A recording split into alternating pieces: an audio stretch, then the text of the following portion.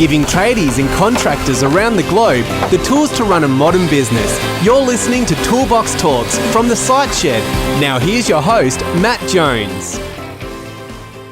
Hello listeners and welcome back to episode 2 of the Grow Your Perfect Business series on the Site Shed podcast. My name is Matt Jones, and if you so happen to miss the first episode, go back and check it out. There'll be a link to it in the show notes, and we were talking in that episode about planning for success. Now, the reason that I have put this series together is because I thought it'd be cool to create a bit of a roadmap from start to finish of things that we should consider when trying to either start or grow our business. And these are a few of the topics that I've come up with. Now, I must say and confess that this episode that we're talking about today has slightly diverged from the original plan, as I knew it would in the initial stages. It was always going to be a work in progress, and where I was going to be talking about profiling in general, I've actually changed this one to talk about more specifically personality profiling. And the reason I've done that is because I have seen firsthand and I've had firsthand experience of the power of understanding personality profiling. And if you can get good at it, like it did for me, it has the ability to completely and utterly change your life. Now, many of you who have been listening to the podcast for a while may be familiar with an episode that I did back in episode 54. And that episode was called Ever Wonder Why You Annoy People So Much? And that was me, again, talking about some of the principles that we're going to be talking about here in this podcast relating to different personality types and traits. However, we're also going to dive a little bit deeper into how personality traits can affect business. And then we're also going to talk a little bit deeper on some of the things that make people tick. So without any further ado, we're just going to dive right in. So there are typically 4 different types of personalities, and this dates back to an ancient Greco-Roman theory where it puts people in a category. So it's not to say that people are entirely one over another. Normally, most people are made up of a number of different types of personalities, and I'm just going to run through them with you, and then I'm going to give you a little bit about their personality traits so you have a bit of an understanding of what those people are, and you may even have a bit of an understanding of where you fit into that realm. So the choleric person, or if you're used to the DISC profile, it's considered dominant or D. That person is quite a controlling person. So they like to be in charge. They like to do things their own way. And to be honest, they piss people off quite a lot. And I know this firsthand because I am one. And it wasn't until it was pointed out to me that I am actually the characteristics of a choleric was pretty much me, black and white, that I realized at that point, wow, maybe this is why I really do annoy people so much, which is why I created that podcast all those months ago. However, I suppose the good thing about being a choleric is you tend to be slightly driven, and when you put your mind to something, you do tend to get it done. Then there's the sanguine people, or people that are with a DISC profile. I believe it's influence or inducement, and that person is more often than not the life of the party. So they like to have fun. They can still get stuff done, don't get me wrong, but if someone's having a bit of fun in the office, they're the ones that want to be part of it. There's the phlegmatic. So phlegmatic, or in the DISC profile, steadiness or submission. Now, not submission in the sense they lay down. Phlegmatic people typically have an amazing trait, an amazing skill of keeping peace. So you'll have a lot of phlegmatic people that might be quite quietly spoken, and they never seem to have any enemies, and they always seem to, everyone seems to like them because they're so neutral. So phlegmatic people are fantastic for choleric people because choleric people piss them off, and then phlegmatics get them back on side. And then there's the melancholy people, or the compliance people if you're using the DISC profile. So that's the C in DISC. And the melancholy people are typically your analytical style of people. So if I was to put a profession off the top of my head to a melancholy person, it might be something like finance or accounting, or someone that deals with a lot of numbers, a lot of figures, a lot of statistics, etc. So that gives you a bit of an idea of the different types of personalities, and most people are made up of a number of them. If you're like me, I lean heavily towards one over the others, but I do have parts of all of those traits within me. And what I would encourage you guys to do is go check out for yourself what your personality comes out at. And I'm going to post a link in the show notes to where you can go and check that out. There's an online quiz you can take. It doesn't cost you anything, and it's a fantastic little tool. And I actually posted to it in the last podcast that I did on that related to this, and man, we got some really, really funny feedback from that. So I encourage you to go check that out. And it actually stems from a book from a lady called Florence Littau, Personality Plus. Again, there's a lot of different spins on this personality trait, personality profile structure, but it does date back, as I said before, to the ancient Greco-Roman times, and then since then people have had their own spins put on it. So you may hear a few different versions of it, but the principles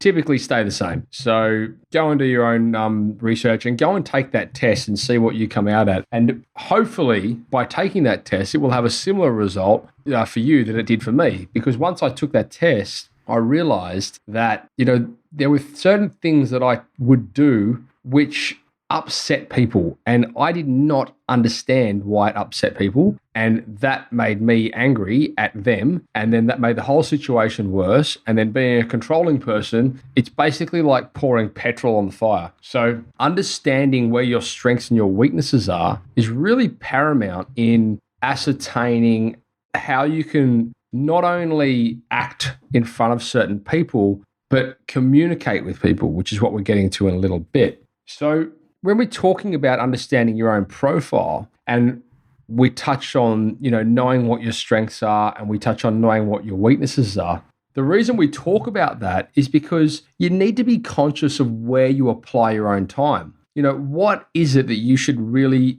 be focusing on? Because if we're honest with ourselves, it's probably not going to be everything that we're currently doing. Understanding where your weaknesses lie is a very powerful tool. And so I would encourage you to think about things in your life or perhaps in your business currently that are maybe you're in control of, but are maybe not running as well as they could be. It could be management and organization. It could be finance. It could be leadership. It could be communication or sales support. It could be HR. Maybe it's, marketing, or, it could even be being on the tools. What's costing you money at the moment? And then once you have a firm understanding of what those weaknesses are or what those bottlenecks are, it puts you in a position then where you can find people that can do that job better than you.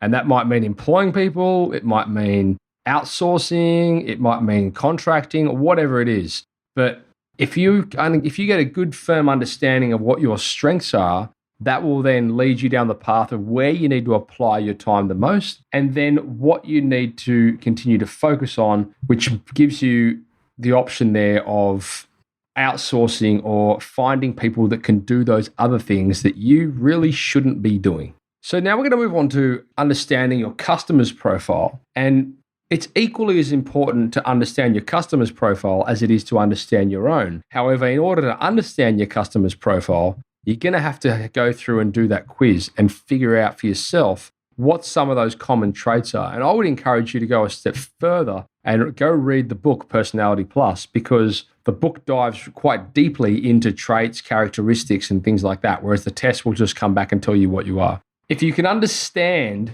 your customer's personality profile, it means that you now have a way of communicating with those people on their level. And that is really, really important. And I'll give you a prime example of where communication sometimes gets lost with different types of personalities. And I see it day to day, obviously, with a web development company. And a lot of analytical people, when they create content, they get very technical in the way they speak, and they put it on their website, and they think that other people are going to appreciate that technical talk on their website, but it's far from the truth. Because if somebody who's, a sanguine person, they come along and they're there to have fun, that they're not there to read technical specifications on certain things. They just want to get the message and maybe have a bit of a laugh along the way. They want to enjoy themselves, It's not so much about getting the data straight up. So you really need to be good at customizing the way you communicate across the board. And the same goes with the way you talk to people. And very often you can instantly tell from meeting somebody what type of personality they are. And if you're conscious of the way that you communicate with those people based off the personality type they have, you're probably going to find you'll get a lot better engagement from that person on whatever it is you're trying to discuss. So be proactive in figuring that out because it will serve you very well, I promise. So obviously I am not the psychology expert here and I'm not the personality profile guru. However, what I have done is I've actually asked a colleague and friend of mine, Peter, from Leadership Dynamics to answer a few questions that I've had in the space of, I suppose, personality profiling in corporations and in business. Now, Peter's run a global business now for 30 odd years across multiple countries. It's a huge business. And he now coaches some of the elite sports teams in Sydney, as well as many corporate customers, huge corporate customers. And he's also coached, humble plumbers. He's certainly got a vast array. And you may have heard him back in a series of podcasts that we did earlier last year when we were talking about leadership. And that was episodes 36 right through to 39. But regardless, make sure you head across to leadershipdynamics.com.au and check out his site. It's really cool. And it's got some great information and some great lead magnets on there. So anyway, let's dive in and have a quick listen to what Peter said about these questions when I asked him. Peter, thank you for joining us back on the show. I just had a couple of quick questions I wanted to ask you in relation to personality profiling. I know that you have a huge emphasis in your programs on profiling. I've seen it firsthand. I've experienced it firsthand, and you're actually the one that introduced me into personality profiling many years ago. So thanks for joining us back in the show. And I just wanted to say, to start off, how does understanding personalities affect company morale and culture? Thanks, Matt. Firstly, one of the things that I teach all my clients is that the product is not the product is people. And the better you get with people, the more effective your culture is going to be, and the more aligned and more unity and harmony you're going to have within your organisation, which is going to help you achieve the results you want to achieve. Yeah. In relation to the positive impact on culture, there's 4 different types of personalities, and it's being aware of which personality types connect better with which other type of personality type. There's 4, and there's normally 2 personalities that work better together in teams than the other 2 personalities. And most people, when you profile them, have 2 predominant personality traits. Yeah. And with the profiling that I use, we call that choleric, sanguine, melancholy, and phlegmatic, and that's taken from the Litau profiling test, Personality Plus. Yeah, beautiful. I've actually, for the listeners, I've posted a link to that online test where they can go and check that out for themselves. So I'm glad you recapped that and backed me up on that one, because that's exactly what I've got as well. The next question I had was, when it comes to personality profiling, what's the largest problem that you see with companies internally? You're asking a question of someone that's done, I'd say, over 10,000 personality profiles. I've actually done 4 today with a client of mine, 4 area managers. Yeah. So, people are my life. And when you profile people, you profile them on their personality strengths and personality weaknesses. And with the profiling test that I use, there's 20 strengths and 20 weaknesses. Yeah. For example, with the client that I was with today, we've identified the fact that there are a couple of people that have the wrong personality traits for the actual roles they're in relation to growing the business, and they'd be more suited being in another area of the business. Gotcha. And that's a major problem that I come across. Yeah, okay. Gotcha. So with that in mind, and I've sort of covered off on this a little bit within this episode, but I'm guessing what you're saying is that if you put people with the wrong personality in the wrong place within an organization, it can potentially lead to conflict. It will lead to conflict. It will lead to lack of growth in the organization. As John Maxwell calls it, it's called the law of the lid. There's a lid on the performance of people being led by people with the wrong personality traits in that role. Pete, tell me, what are the top, say, 3 or 4 outcomes for an organization that understands and executes personality profiling well or correctly? All my clients use the profiling test for recruitment. Okay. As a result of that, they develop a job description, and then what they do is they think about what would be the right personality profile for the role that I need filled in my organization. And one of the major benefits is recruitment of right people for the right roles. Another benefit is increased unity and harmony in the organization. Another benefit is increased retention. When you start putting the right personalities with the right strengths in the right roles, you have a happier work environment, which leads to higher retention. Gotcha. So finally, I just wanted to ask you, maybe from a personal experience, can you give us an example of how understanding to communicate with different personalities has opened up an otherwise closed door for you in the past? Yes, I have what's called a very strong choleric personality, as you know, Matt. Choleric, powerful, extroverted people like Coxie is. Yeah. And you know, there's many examples of cholerics in this world that are strong leaders, but also an unchanged choleric causes conflicts because they don't know about their personality strengths and their personality weaknesses. And there's a lot that goes into bringing about a change in people when you profile them. There's no right or wrong personality. Right. You don't box people. We are born with certain personality strengths and weaknesses. And if we focus on growing our strengths, which is what I coach all my clients on, to grow your personality strength, which is what I focused on in my life in the last, 29 years, 30 years of business. And I've identified 3 weaknesses that I'm going to continue to work on. The other 17 I can't change, but I'm going to work on those 3 key ones. And as a result of me understanding my strong choleric personality, when I deal with what we call melancholy phlegmatic clients, I tone my personality down, which has opened up opportunities for me. And once I win trust with those clients with my leadership dynamic process, they are very comfortable me bringing in my strong choleric leadership style into their organisation. Beautiful. So it's really... So I think that's a good example. Yeah, that's awesome. That's perfect. All right, look, Peter, thank you very much for your time. We'll no doubt be collaborating again shortly, and I'll post some links on how people can get hold of you in the show notes. Okay, I hope your listeners get something out of this discussion. Thanks Beautiful. a lot. Thanks, Pete.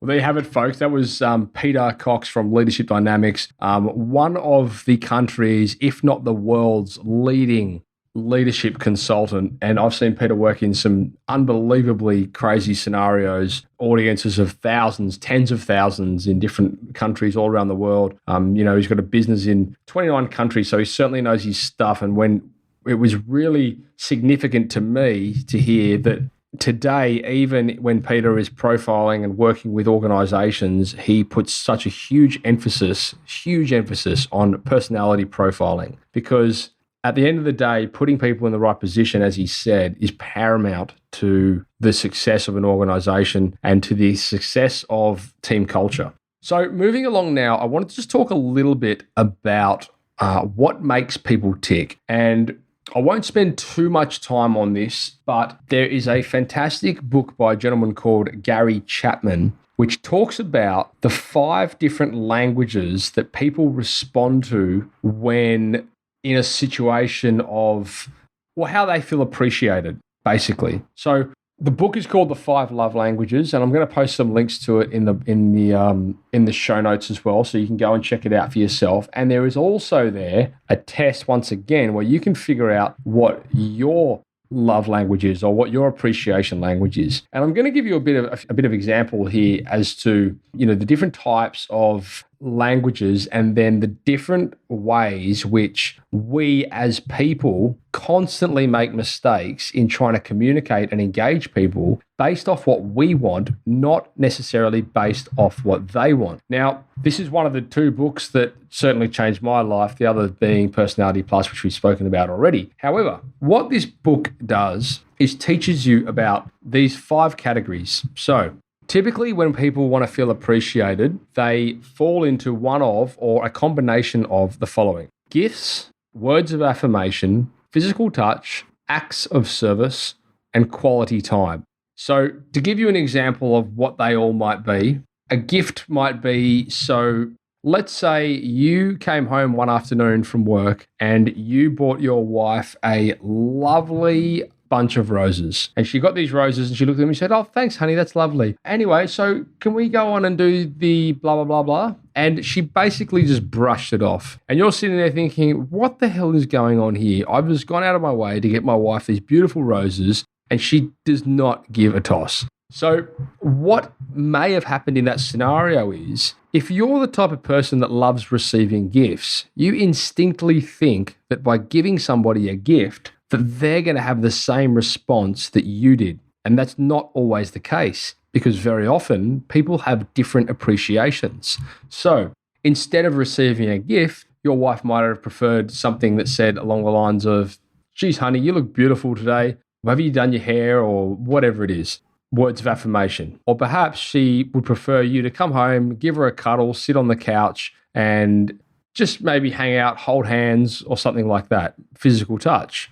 Or maybe it's acts of service. Instead of giving, her roses, or instead of telling her she looks beautiful, or instead of, giving her a cuddle or holding her hand, maybe she would more appreciate you to go and wash her car for her or mow the lawn. Or maybe instead of that, she just wants to hang out and she wants quality time. So there's different love languages that different people respond to. And you've got to be careful, and especially in business. And you might be thinking, okay, great, you're talking about my wife. What has this got to do with business? Well, it's got everything to do with business, because you've got to think about the way that sometimes you may treat your customers or potential customers and how it relates to this principle. So if a new customer comes on board and you give them a welcome pack and they're not a gift-orientated person, they probably don't care. But if their appreciation is more towards words of affirmation, then you talking to them about the successes that their business has had in the past, or talking about some of their achievements, may be more powerful to them. Or maybe instead of doing that, they might prefer an act of service. Like maybe they would prefer you to do something for them in excess of what your proposal, or something out of scope. Or maybe they just want more time. Maybe they want to sit down with you and spend one-on-one time, learning more about what your offering is and how you can help them and how they can work with you on this project. So you've got to be responsive to the different people and what makes them tick. So head across and check out that quiz, because that will give you a good indication of what you are. And I'll just give you a quick, I did that test actually last night, knowing that I was going to be recording this today. And I thought I'd just run through with you what mine came back at. So it's a score that's rated numerically. And I had, coming in first place, 8 points was words of affirmation. And then just behind that, with 7 points, was quality time. And then equal third behind that was acts of service and physical touch. And then a distant fourth or last was gifts, receiving gifts. So that gives you an idea. A lot of you guys would be sitting here thinking, wow, I would much rather somebody give me a present than, tell me something wonderful about myself.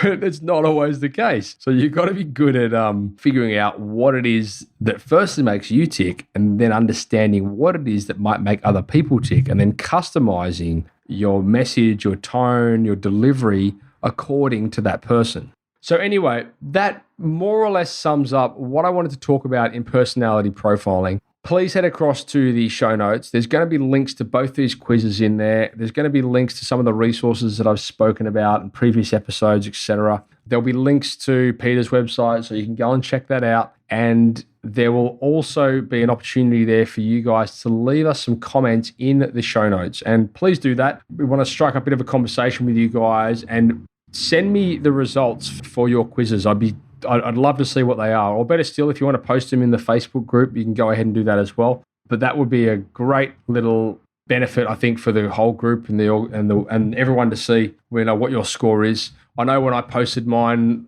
last year when I recorded that last podcast, it certainly drew a lot of attention and a lot of people went out and did it as a result. So I thoroughly encourage you to do that. Anyway, that's all for me. I hope you enjoyed that episode. If you did, please head across to the show notes and leave us head across to iTunes, Stitcher, or SoundCloud and leave us a review. It helps our rankings like you would not believe. And otherwise, that's all from me. So I'll speak to you in following podcasts.